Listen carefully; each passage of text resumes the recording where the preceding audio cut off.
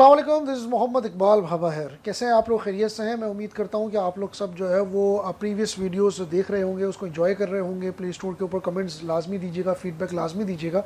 आज की तारीख में हमारा जो टॉपिक है वो लास्ट सीरीज़ का जो हमारा टॉपिक था उसका ही एक्सटेंशन है। बल्कि आज मैं आपको जो है वो एक प्रैक्टिकल एग्जांपल के साथ ये बताने की कोशिश करूँगा कि जो लास्ट हमने 2-3 सीरीज़ के अंदर थ्योरेटिकल एस्पेक्ट पढ़े, उसको हम प्रैक्टिकली किस तरीके से देखकर डिसीजन ले रहे होते हैं प्रैक्टिकल वर्ल्ड के अंदर। हमने लास्ट टाइम क्या पढ़ा? हमने लास्ट टाइम एक गोइंग कंसर्न की असम्पशन पढ़ी थी। मैं थोड़ा सा रिकैप करवा दूं। गोइंग कंसर्न की असम्पशन पढ़ी थी और हमारा जो कॉन्सेप्ट था गोइंग कंसर्न को लेकर वो ये था कि एक कंपनी जो है वो फोर्सिएबल फ्यूचर और एक्सपर्ट के मुताबिक for a period of a year अपने आप को ऑपरेशनल देख रही है। और ये गोइंग कंसर्न की असम्पशन जो है वो जब भी डाउट में आती है तब बैलेंस शीट जो है वो नॉर्मल बेसिस के ऊपर नहीं बल्कि ब्रेकअप बेसिस के ऊपर बनाई जाती है। ये हमने कंसर्न पढ़ा था, कॉन्सेप्ट पढ़ा था। उसके बाद हमने प्रॉफिट एंड कैश के अंदर यानी कि प्रॉफिटेबिलिटी और लिक्विडिटी के कॉन्सेप्ट को पढ़ा था और ये भी पढ़ा था कि लिक्विडिटी बहरहाल is a cash, is a life blood of a business, is a cash survivor of a business and the liquidity is important as much as the जो प्रॉफिटेबिलिटी की इंपॉर्टेंस है वो लिक्विडिटी की भी इंपॉर्टेंस है। और हमने ये भी पढ़ा था कि लिक्विडिटी की बेसिस के ऊपर कंपनी जो है वो ऑपरेशनल रह सकती है, लेकिन अगर कंपनी की लिक्विडिटी नहीं है और प्रॉफिटेबिलिटी है तो कंपनी जो है वो हो सकता है कि नियर फ्यूचर के अंदर जाकर उसकी गोइंग कंसर्न की असम्पशन डाउट में आ जाए। हमें ये भी पता होना चाहिए कि जो सेल्स की जो फिगर है, जो सेल्स की अमाउंट है, higher the sale does not may not result in higher liquidity. यानी कि अगर सेल्स ज़्यादा है तो ज़रूरी नहीं है कि कंपनी के पास लिक्विडिटी भी ज़्यादा हो, क्योंकि बहुत सारी सेल्स अगर क्रेडिट पे हैं तो जाहिर सी बात है आपके पास कैश फ्लो की अमाउंट या कैश आपके पास ज़्यादा नहीं रहा होगा। तो हमने 2-3 किस्म के कॉन्सेप्ट पढ़े थे। हमने ये भी पढ़ा था पिछली कुछ सीरीज़ के अंदर कि कंपनी के अंदर जब भी हम बिज़नेस को एवेल्यूएट कर रहे होते हैं और जब भी हम एज एंजल इन्वेस्टर या एज इक्विटी इन्वेस्टर या एज वैल्यू इन्वेस्टर हम कंपनी को एवेल्यूएट कर रहे होते हैं तो हम कंपनी के अंदर एक कॉम्पिटिटिव एडवांटेज देखते हैं, चाहे वो प्रॉफिट फाइनेंशियली हो चाहे वो नॉन फाइनेंशियली हो। फाइनेंशियली का मतलब ये है कि कुछ कंपनी के पास अगर ग्रॉस प्रॉफिट मार्जिन अच्छे हैं, कंपनी की फाइनेंशियल हेल्थ अच्छी है, कंपनी के पास लिक्विडिटी अच्छी है, कंपनी के पास सेल्स ग्रोथ डबल डिजिट के अंदर जा रही है, ऑपरेशनल मार्जिन अच्छे हैं, कंपनी का ईपीएस अच्छा है, तो ये हमारे पास एक फाइनेंशियली कॉम्पिटिटिव एडवांटेज हमें दिखा रहा होता है और एक अट्रैक्टिव पॉइंट होता है किसी भी इन्वेस्टर के लिए।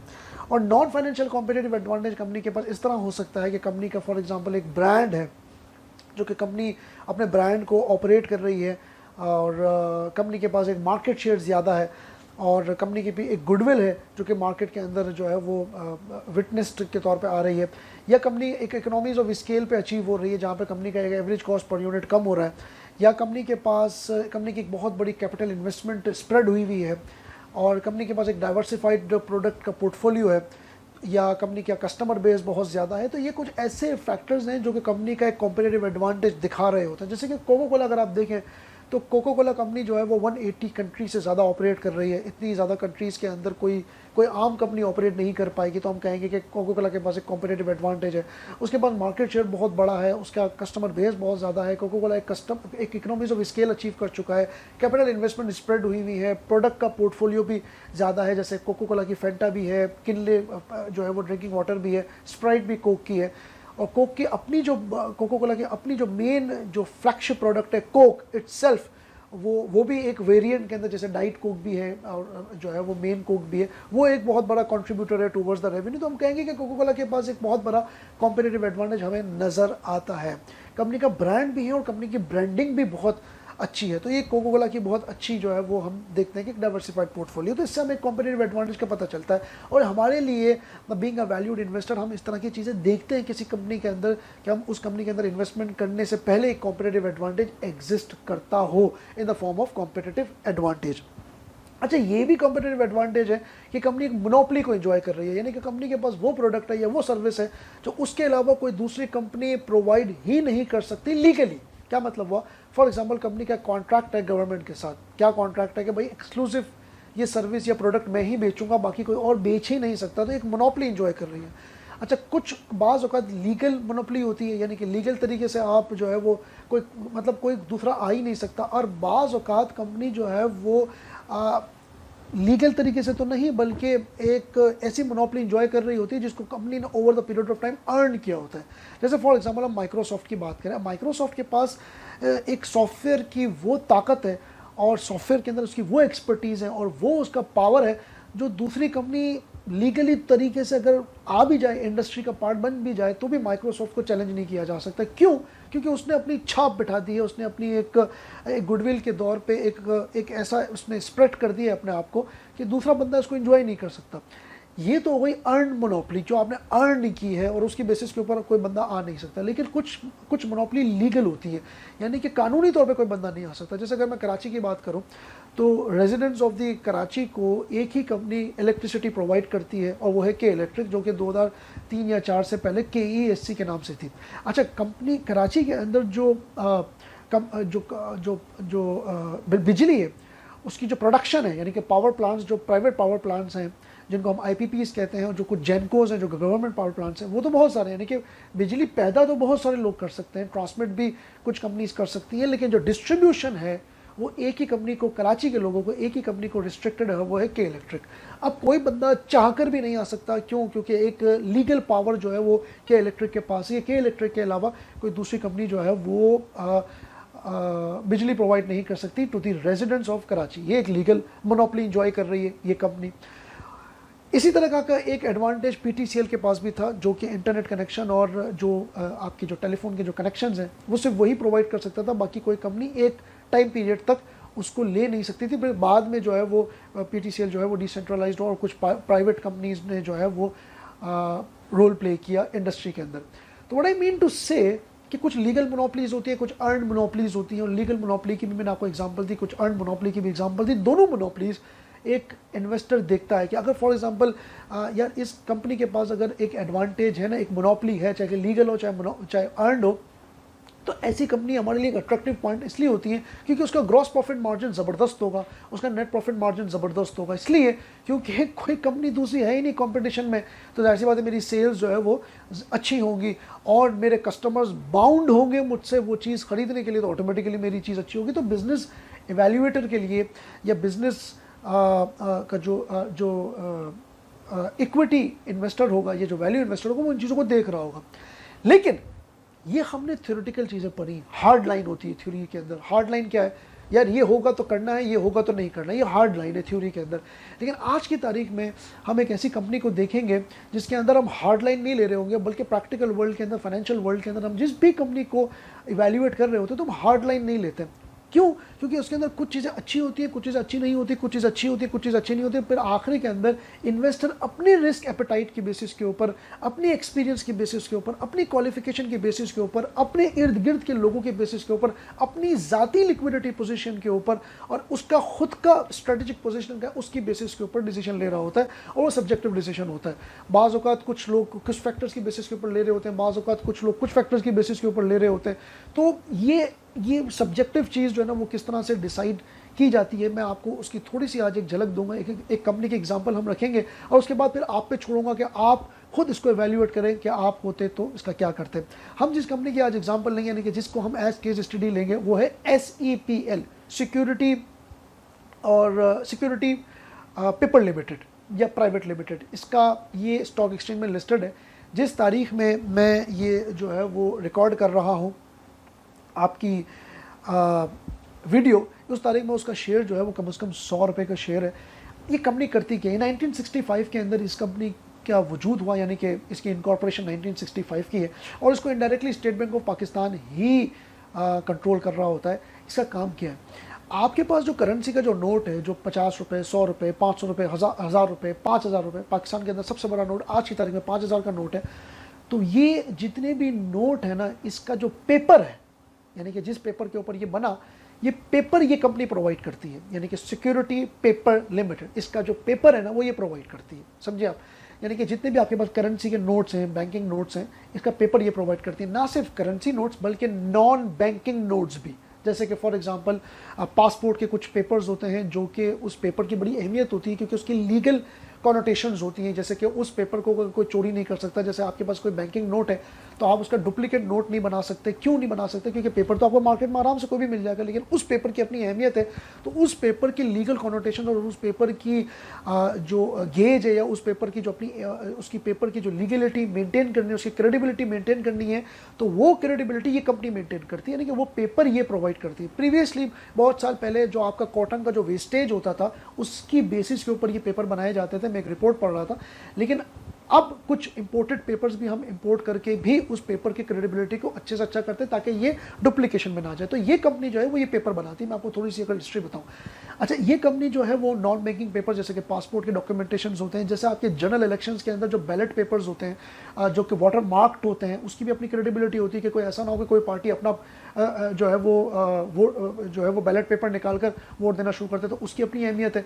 तो आप समझ लें कि इसकी जो पासपोर्ट के जो डॉक्यूमेंट्स हैं और इवन जो आपकी जो यूनिवर्सिटी के अंदर जो डिग्री मिलती है और जो आपकी ट्रांसक्रिप्ट होती है, वो जिस पेपर के अंदर अटैच्ड होते हैं वो भी ये कंपनी प्रोवाइड करती है। यानी कि एजुकेशनल डॉक्यूमेंट्स के अंदर डिग्री हो गई, आपके जनरल इलेक्शंस के अंदर बैलेट पेपर्स हो गए, या इस तरीके से जो आपके बैंकिंग नोट्स हो गए, या आपके प्राइस बॉन्ड हो गए। इवन प्राइस बॉन्ड भी ये कंपनी की जिम्मेदारी होती है। यानी कि जिस जिसके अंदर लीगल कॉनोटेशंस आती हैं और जिस जिसके अंदर लीगलिटीज़ आती हैं with respect to the paper, तो वो ये कंपनी प्रोवाइड करती है। आपको इतनी सी बात समझ में आ गई। अब आप ये सोचें कि ये कंपनी स्टॉक एक्सचेंज में लिस्टेड है और ये गवर्नमेंटल लेवल पे ऑपरेट कर रही है, और ये वाहिद कंपनी है जो कि ये काम करती है। आपको पता चल गया कि सर इसके अंदर तो मोनोपोली है, मतलब ऐसी मोनोपोली जो कि गवर्नमेंटल लेवल पे ऑपरेट कर रही है, और इसका काम ये है कि ये गवर्नमेंट रेगुलेटेड होगी और इसका ऑडिट भी हो रहा होगा, और इसके ऊपर एक मोनोपोली है कि बहरहाल ये पेपर प्रोवाइड कर रही है। आपके हाथ में जो करेंसी नोट है उसका पेपर ये कंपनी प्रोवाइड कर रही है।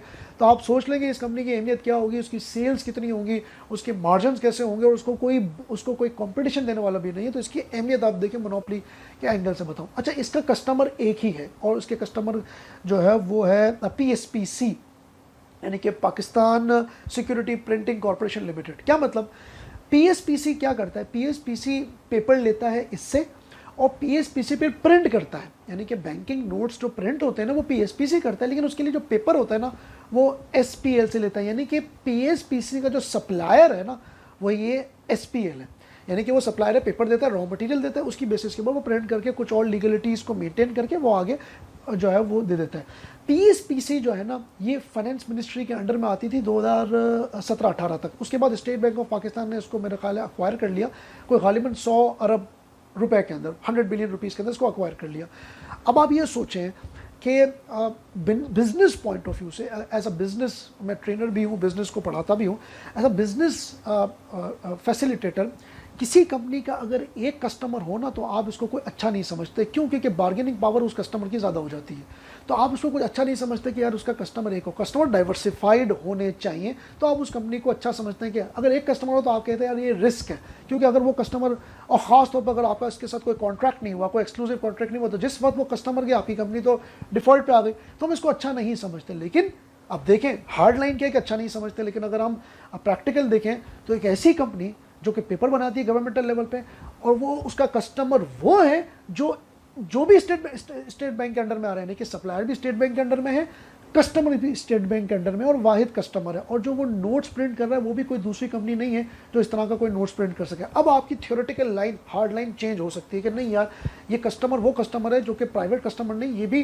गवर्नमेंट का कस्टमर है और कस्टमर भी एक ही है। अब आपको मैं एक और चीज़ बताऊँ, ये जो PSPC है ना ये कम से कम 40% शेयर होल्ड करती है SPL के अंदर। अब आपके अंदर और कॉन्फिडेंस आया कि कस्टमर खुद सप्लायर के अंदर 40% की होल्डिंग रखती है। इसका मतलब ये हो गया कि कस्टमर का खुद ज़ाती इंटरेस्ट हो गया सप्लायर के बिजनेस के अंदर, यानी कि जो हायरार्की और जो स्ट्रक्चर इस तरह बना है कि हर बंदा एक कंपनी दूसरी कंपनी के अंदर जो है वो बाउंड हो गई। अब आपकी जो थ्योरी है ना आपके यार ये होना चाहिए तो ये नहीं हो, अब आपकी थोड़ी सी चेंज होनी चाहिए। अगर हम इसको और थोड़ा सा इवैल्यूएट करें, थोड़ा सा मैं आपको और इवैल्यूएट करता हूँ, मेरे पास कुछ फिगर्स हैं, मैं बताता हूँ, मेरे पास एक रिपोर्ट है, उसकी बेसिस के ऊपर मैं आपको बताता हूँ। इस कंपनी की अगर हम लिक्विडिटी की बात करें, आपको ये पता तो चल गया कि यार कंपनी के पास मोनोपोली तो है, और कंपनी का एक कस्टमर जो है उसके पास ही मोनोपोली, और कस्टमर की भी शेयर होल्डिंग है 40%। अगर मैं आपको इसकी बात करूँ ना तो इसकी लिक्विडिटी आप देखें 2016 के अंदर इसके पास कम से कम 147 मिलियन का जो है वो कैश अवेलेबल था, लिक्विडिटी। 2017 के अंदर 105, 2018 के अंदर कम से कम 405, 2019 के अंदर 205, 2020 के अंदर 684 काइंड ऑफ, 2021 के अंदर 652 और 2022 के अंदर 750 मिलियन, 760 मिलियन के करीब करीब कैश है इस कंपनी के पास। कैश 750 मिलियन रुपीस का जो है वो कैश है। अब आप सोचें कि सर इतना बड़ा कैश, यानी कि कम से कम समझ लें 75 करोड़ रुपए जो है वो ये कैश होल्ड करके बैठा हुआ है। कितनी स्ट्रॉन्ग। अच्छा, लिक्विडिटी भी हर साल बढ़ रही है, लेकिन अगर आप इसका अब आप देखिए कंपनी लिक्विडिटी के हिसाब से नहीं कि गोइंग कंसर्न तो डाउट में नहीं आती। अच्छा, वैसे भी नहीं आएगी क्योंकि गवर्नमेंट ऑर्गेनाइजेशंस हैं, वैसे भी नहीं आएगी। लेकिन अगर आप एज उसको प्राइवेट कंपनी की कैश होल्डिंग से कंपेयर करेंगे ना, तो आप कहेंगे कि यार प्राइवेट कंपनी से ज़्यादा, मतलब इसके कंपैरिजन में इसके पास लिक्विडिटी बहुत ज़बरदस्त है। तो लिक्विडिटी के हिसाब से भी कंपनी अच्छी है। लेकिन अगर आप इस कंपनी की प्रॉफिटेबिलिटी देखेंगे ना, तो आप हैरान रह जाएंगे। यानी कि इतनी लिक्विडिटी अच्छी होने के बाद इतनी प्रॉफिटेबिलिटी कैसे हो सकती है। अगर ग्रॉस प्रॉफिट मार्जिन की अगर आप देखें तो 2021 का जो क्वार्टर था, क्वार्टर टू क्वार्टर अगर हम देखें तो 36% ग्रॉस प्रॉफिट मार्जिन रिपोर्ट किया गया। 2021 का जो लास्ट क्वार्टर था उसके अंदर 44 कम से कम जो है वो % ग्रॉस प्रॉफिट मार्जिन रिकॉर्ड किया गया। 2022 के क्वार्टर 1 के अंदर 35, 2022 का क्वार्टर 2 34, 2022 का क्वार्टर 3 37, 2022 का क्वार्टर 4 19%, 2023 का क्वार्टर 1 23%, यानी कि हाईएस्ट इसका क्वार्टर गया 2021 के क्वार्टर नंबर 4 में 44.5 और 2023 के अंदर 23 पे आके रुक गया। यानी कि अगर आप लास्ट 2 क्वार्टर अगर आप इसके देखेंगे तो 20% और 23% कहाँ 40% के मार्जिन पे कहाँ वो, यानी कि ग्रोथ के अंदर जो है वो डिक्लाइन आया। यानी कि 20% पे आगे कंपनी जो है वो रुक गई 44 से। इसका मतलब क्या हुआ। अच्छा, फिर कंपनी की अगर आप प्रॉफिटेबिलिटी देखेंगे तो कंपनी ने कोई गालिबन कोई 7 से 8 फंड्स के ऊपर जो है वो इन्वेस्टमेंट किया और कुछ फंड्स आप देखेंगे तो सारे फंड्स नेगेटिव हैं। यानी कि कंपनी को एक काइंड ऑफ हेफ्टी किस्म के जो है वो लॉसेस अपनी फंड्स के अंदर हुए, इतने हुए कि कंपनी ने एक कमेटी फॉर्म कर दी कि भाई आप ये डिसाइड करें कि किस तरीके से जो है वो हम इस लॉसेस को मैनेज करें। यानी कि कंपनी की लिक्विडिटी जो है वो पार्क की गई फंड्स के अंदर। फंड्स ने जो है वो स्टॉक फंड्स और चूँकि टाइम ऐसा था तो उसने जो है वो लॉसेस रिकॉर्ड किए और कंपनी को प्रॉफिटेबिलिटी इस तरीके से कंपनी की डिक्लाइन हो गई। यानी कि नेट प्रॉफिट मार्जिन भी कंपनी का डिक्लाइन हुए और ग्रॉस प्रॉफिट मार्जिन भी कंपनी के डिक्लाइन हुए। कंपनी से पूछा गया कि आपके ग्रॉस प्रॉफिट मार्जिन क्यों डिक्लाइन हुए, तो कंपनी का जो जवाब था वो क्या था। अगर आप रीज़न देखें, अब इस रीज़न की बेसिस के ऊपर आप देखेंगे सर प्रॉफिटेबिलिटी लो है, लिक्विडिटी ज़्यादा, तब क्या करें, तो अब आप मैक्रो फैक्टर्स की तरफ मूव करेंगे। मैक्रो फैक्टर क्या है कंपनी के, कंपनी कह रही है भाई कोविड-19 आ गया। कोविड में क्या हुआ, कोविड के अंदर पासपोर्ट वेरिफिकेशन बिल्कुल लो हो गई। क्यों, क्योंकि लोगों ने ट्रैवल करना छोड़ दिया। जिन जिन लोगों की यूनिवर्सिटी ग्रेजुएट हो रही थी उनको यूनिवर्सिटी की डिग्री नहीं मिली क्योंकि कोविड था, तो जाहिर सी बात है यूनिवर्सिटी के पेपर्स प्रिंट नहीं हुए। लोगों ने बैंकिंग नोट्स का इस्तेमाल करना छोड़ दिया, लोग एटीएम्स के ऊपर आ गए या इलेक्ट्रॉनिक ट्रांसफ़र जो है वो होने लगा। एटीएम से भी इलेक्ट्रॉनिक फंड्स का ट्रांसफ़र हो रहा था ज़्यादा, तो बैंकिंग नोट्स की प्रिंटिंग नहीं हुई तो ऑटोमेटिकली सेल डाउन हो गई। तो कंपनी का जो जवाब है वो बिल्कुल वैलिड है कि चूँकि कोविड था तो इस वजह से हमारे पास जो ऑर्डर्स आ रहे हैं ना वो स्टेट बैंक हमें ऑर्डर दे रहा है। हम कोई कमोडिटी प्रोडक्ट नहीं है, हमारे पास ऑर्डर जब आते हैं, जब बिल आता है तो उसकी बेसिस पे हमारी प्रोडक्शन होती है और हम अपने कस्टमर्स को प्रोवाइड कर देते हैं। तो भाईजान हमारे पास तो ऑर्डर ही नहीं है और कोविड की वजह से ऑर्डर नहीं है, इस वजह से हमारी सेल गिर गई और ग्रॉस प्रॉफिट मार्जिन गिर गया। और चूँकि हमने फंड्स के ऊपर इन्वेस्टमेंट की हुई थी तो जो स्टॉक फंड्स हमें लगता था कि वो आगे करेंगे, तो पॉलिटिकल इंस्टेबिलिटी की वजह से फंड्स ने जो है वो परफॉर्म नहीं किया, तो इस वजह से हमारी प्रॉफिटेबिलिटी भी डाउन हो गई। Still company gross profit margin double digit में ऑपरेट कर रही है, डबल डिजिट के अंदर ऑपरेट कर रही है। अब कहने का मतलब क्या है सर, अब अगर आप इस कंपनी को देखें, मोनोपोली यस, कस्टमर एक है लेकिन उसकी मोनोपोली यस, कस्टमर का 40% share holding, it gives me a competitive, मतलब मुझे कॉम्पिटिटिव एडवांटेज फील हो रहा है। कंपनी की प्रॉफिटेबिलिटी लो, कंपनी के पास लिक्विडिटी ज़बरदस्त। The question is despite of having a higher liquidity position जो कंपनी होल्ड कर रही है, उसके बावजूद भी कंपनी की जो फाइनेंशियल मैनेजमेंट की जो टीम है वो इसलिए वीक है क्योंकि फंड्स को सही तरीके से मैनेज नहीं किया जा रहा। तो क्या ऐसी कंपनी के ऊपर इन्वेस्टमेंट करना चाहिए कि नहीं करना चाहिए, अब ये आपने सोचना है। क्यों, क्योंकि हम जब कंपनी को देखते हैं तो कंपनी की लिक्विडिटी अच्छी है, प्रॉफिटेबिलिटी डाउन है, कंपनी का एक कस्टमर है वो हमारे लिए अच्छा नहीं है लेकिन उसकी भी मोनोपोली है, कंपनी खुद भी मोनोपोली पे ऑपरेट कर रही है, कंपनी की कस्टमर की शेयर होल्डिंग 40% जो है वो उस कंपनी के अंदर ऑपरेट कर रही है, कंपनी के ग्रॉस प्रॉफिट मार्जिन पहले बहुत अच्छे थे और कंपनी के क्रॉस प्रॉफिट मार्जिन लास्ट में 2 आए। इवन कुछ क्वार्टर तो ऐसे हैं जिसमें सेल कम हो गई, कॉस्ट ऑफ गुड्स सोल्ड बढ़ गई। ऐसा बिल्कुल पॉसिबल है इसका कि कंपनी अपने कॉस्ट पे कंट्रोल नहीं कर पा रही। ऐसा भी पॉसिबल है कि कंपनी का कॉस्ट पीछे से बढ़ गई हो लेकिन कंपनी अपने मार्जिन्स जो है वो पास ऑन नहीं कर पाई हो या मार्जिन्स इंक्रीज नहीं कर पाई हो। तो जब मार्जिन्स आप इंक्रीज नहीं कर पाते तो सेल गिर जाती है और कॉस्ट बढ़ जाती है। अब देखिए बहुत सारी चेकलिस्ट आ गई, इफ बट्स आ गई। कंपनी की गोइंग कंसर्न डाउट में नहीं लगती, कंपनी अपनी कॉम्पिटिटिव पोजीशन होल्ड करती हुई नजर आती है। लेकिन क्या कंपनी का अंदर इन्वेस्टमेंट करनी चाहिए? उसके लिए हम डिविडेंड पे आउट भी देखते हैं। कंपनी का 2016 के अंदर 70% का पे आउट था, फिर 52, फिर 83, फिर 63, फिर 42, फिर 37, फिर 62। पे आउट ऑन एवरेज 35% रहा, यानी कि ऑन एवरेज 35%, 36% का मतलब ये हो गया कि कंपनी मोर देन 60 to 70% अपने पास होल्ड कर रही है, अगर हम ऑन एवरेज की बात भी करें। और कंपनी का पे आउट भी गिरता हुआ नजर आ रहा है। अब सवाल ये है कि इतनी लिक्विडिटी पोजीशन होल्ड करने के बावजूद भी कंपनी पे आउट नहीं दे रही, यानी कि डिविडेंड नहीं दे रही, डिविडेंड का पे आउट रेशो कम है, तो डिविडेंड नहीं दे रही, हालांकि लिक्विडिटी पोजीशन है। अब लिक्विडिटी पोजीशन कहाँ से पता चलती है? स्टेटमेंट ऑफ कैश फ्लो से। मैंने आपको बताया था ना कि स्टेटमेंट ऑफ कैश फ्लो की अहमियत है। अगर आप सिर्फ प्रॉफिटेबिलिटी देखेंगे तो इनकम स्टेटमेंट में आ गई, कंपनी की कैश पोजीशन सिर्फ कंपैरेटिव एनालिसिस के देखेंगे तो बैलेंस शीट में आ गया।